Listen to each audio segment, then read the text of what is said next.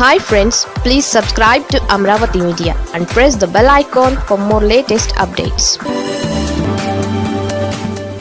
టీడీపీలో చంద్రబాబు శకం ముగిసినట్లే. తెలుగుదేశం పార్టీ రాజ్యసభ స్థానాలకు ముగ్గురి పేర్లను పార్టీ నాయకత్వం ప్రకటించింది. ఇది నారా లోకేష్ టీం అని చెప్పక తప్పదు. టీడీపీలో యువ నాయకత్వాన్ని ప్రోత్సహించాలని, పార్టీ భవిష్యత్తును దృష్టిలో పెట్టుకుని ఇక యువతరాన్ని పదవులలో జొప్పించాలని నిర్ణయం తీసుకున్నట్లుంది. ముగ్గురు ఎంపికైన రాజ్యసభ అభ్యర్థులు నారా లోకేష్కు అత్యంత సన్నిహితులు. దీంతో ఇక టీడీపీలో చంద్రబాబు జమానా ముగిసినట్లే. నారా లోకేష్ హవా నడుస్తున్నట్లు మరోసారి స్పష్టమైంది.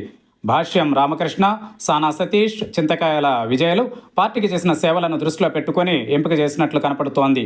సానా సతీష్ కాపు సామాజిక వర్గం, భాష్యం రామకృష్ణ కమ్మ సామాజిక వర్గం, చింతకాయల విజయ్ తూర్పు కాపు సామాజిక వర్గానికి చెందిన నేత. సానా సతీష్ నారా లోకేష్కు అత్యంత సన్నిహితుడు.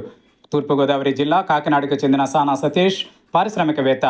లోకేష్ కోర్ టీంలో సానా సతీష్ సభ్యుడిగా ఉన్నారు.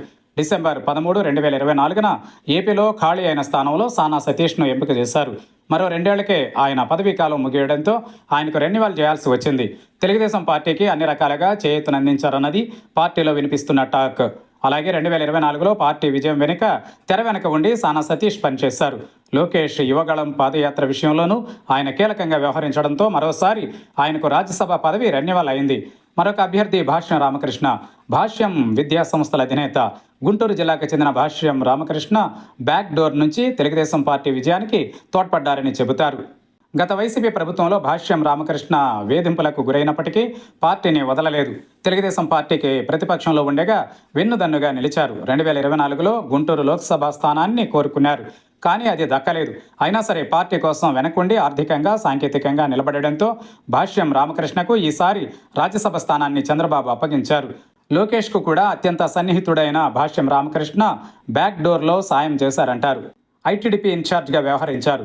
గత ప్రభుత్వంలో ఐటీడీపీ ఇన్ఛార్జిగా ఉండి అనేక కేసులను ఎదుర్కొన్నారు. అయినా ప్రభుత్వంపై సూటిగా విమర్శలు చేసేవారు.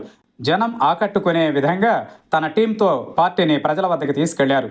గత 2024 లోక్సభ ఎన్నికలలో చింతకాయల విజయ్ అనకాపల్లి పార్లమెంటు టికెట్ను ఆశించారు. కానీ పొత్తులో భాగంగా అది బీజేపీకి వెళ్ళింది. అయినా సరే పార్టీ విజయం కోసం తన వంతు ప్రయత్నం చేశారు. లోకేష్ను వెన్నంటి ఉన్నారు. దీంతో లోకేష్కు అత్యంత సన్నిహితుడైన విజయ్ను పెద్దల సభకు చంద్రబాబు పంపారు. పార్టీకి అందించిన సేవలకు ఈ ముగ్గురికి పెద్ద పదవి లభించినట్లయింది.